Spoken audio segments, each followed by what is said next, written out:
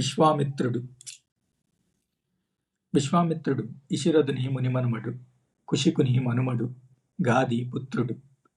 అతడు పెద్దరికంలో భరద్వాజ, వశిష్ఠులకు సమానుడు. అతడు ఋగ్వేద 3వ మండలం ఋషి. రామాయణంలోని విశ్వామిత్రునికి, ఋగ్వేద ఋషి విశ్వామిత్రునికి ఏమీ సంబంధం లేదు. రామాయణం వట్టి పౌరాణిక కల్పన మాత్రమే, చారిత్రక సత్యం కాదు. విశ్వామిత్రుడు ఇంద్ర, వరుణ, బృహస్పతి, పూష, సవిత, సోమ, మిత్రాది దేవతలను స్తుతించాడు. మొత్తం 3339 దేవుళ్లను, 33 కోట్లు కాదు, 33 దేవతలను ఆయన ముందుగా పేర్కొన్నాడు. త్రిశితం తీశ్చ దేవాన్ త్రినిశత త్రిసహస్రాణిజ్ఞం త్రింశశ్చ దేవ నవచాసపశ్విన్. అంటే 3339 దేవుళ్లను అగ్ని పూజించాడు అని అర్థం. తన సహచరుడైన జమదగ్నిని, తన వంశీకులకు కుశికులను పేర్కొన్నాడు. తూర్పున ఉన్న కుశికులు సంఖ్యలోనూ పలుకుబడిలోనూ అధికులు. వశిష్ఠుడు సుదాసుకు మహాభిషేకం చేసి దాశరాజ్ఞ యుద్ధంలో అతనికి సహాయం చేశాడు. అటువంటి వశిష్ఠుణ్ణి విడిచి కుశికులు విశ్వామిత్రుని వైపు మొగ్గారు. పౌరుషవంతులు, కార్యార్థులు ఒక రాజులు ఒక పురోహితుణ్ణి వదిలిపెట్టి మరి ఒకరిని చేపట్టుట సహజం. ఈ మార్పును వశిష్ఠపుత్రుడగు శక్తి వ్యతిరేకించాడు. దానికి ఫలితంగా ప్రాణాలు పోగొట్టుకున్నాడు. విశ్వామిత్రుడు సుదాసుని గొప్పచేశాడు. సింధు నదిని స్తంభింపజేశాడు. తర్వాత సుదాసుకు కలిగిన విజయాల్లో ఆయన చాలా సహాయం చేశాడు. విశ్వామిత్రుడు తన సమకాలికులైన వశిష్ఠ జమదగ్ని ఋషుల వలె పుత్రపౌత్ర సంతాన సమర్థులకై ప్రార్థించాడు.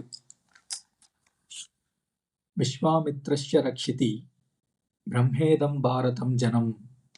విశ్వామిత్రుని ఈ బ్రహ్మమంత్రం లేదా వాక్కు భరతగణాలను రక్షిస్తుంది అని సుదాసుని నమ్మకం. అజిగర్తుడు దురాశపడి 300 గోవులకై తన కొడుకును సునశ్మేపుని తన చేతులతో నరికి బలి ఇచ్చుటకు అంగీకరించాడు. కానీ కొడుకు తన తండ్రి నుండి తప్పించుకొని విశ్వామిత్రుణ్ణి తండ్రిగా చేసుకుని తలంపుతో వెళ్ళి ఆయన వడిలో కూర్చున్నాడు. అజిగర్తుడు విశ్వామిత్రుణ్ణి ఇలా అడిగాడు: ఓ ఋషి, నా పుత్రుణ్ణి నాకు ఇవ్వండి. విశ్వామిత్రుడు: ఇవ్వను, దేవతలు ఇతన్ని నాకు ఇచ్చారు. అలా చెప్పి విశ్వామిత్రుడు శునశ్మేపుని పేరు మార్చి దేవరాత వైశ్వామిత్ర అని నామకరణం చేశాడు. విశ్వామిత్రుడు అందరికీ మిత్రుడు. ఆయన గొప్ప గొప్ప యుద్ధాలను సమర్థించాడు. ఆయన అందరికీ మిత్రుడు ఎట్లా అవుతాడు? అవును, ఆయన శునశ్మేపుని ప్రాణాలు రక్షించాడు. అంటే ఆయనకు నరబలి అయిష్టం అని తెలుస్తుంది. విశ్వామిత్రునికి 9 పుత్రులనుట నమ్మదగింది కాదు. కొడుకులు, మనుమలు, మునిమనుమలు అందరూ కలిసి ఉంటారేమో. మధుచ్ఛంద, వృషభ, రేణు, వృత ఋషులు ఆయన పుత్రులనిపిస్తుంది.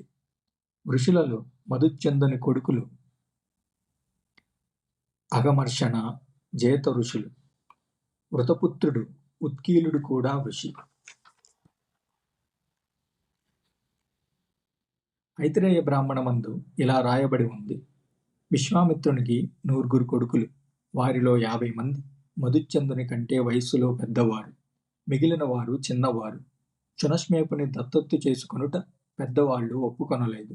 అంతటా విశ్వామిత్రుడు, మీ సంతానం ఆభక్షభక్షణం చేయుగాక అని వారిని శపించాడు. అంధ్ర, పుండ్ర, శబర, పులింద మొదలగు దస్యులు వారి సంతానం అంటున్నారు. మధుచ్ఛందుడును అతని కంటే చిన్నవారు అయిన అందరూ కలిసి విశ్వామిత్రునితో ఇలా పలికారు: ఓ తండ్రి, మేము మీరు చెప్పిన ప్రకారం చేస్తాం. శునశ్మేపుణ్ణి జ్యేష్ఠునిగా అంగీకరించి మిమ్ము అనుసరిస్తాం. వారి జవాబులు విని ప్రసన్నుడైన విశ్వామిత్రుడు తన పుత్రులను గురించి స్తుతించాడు.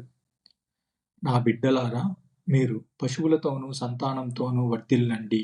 నేను చెప్పినట్లు విని మీరు నన్ను పుత్రవంతుణ్ణిగా చేశారు. ఓ గాదిపుత్రులారా, దేవరాత సంరక్షణలో మీరు పుత్రవంతులు కండు. సునశ్మేపుడు మిమ్ము సత్యమార్గాన తీసుకుపోతాడు.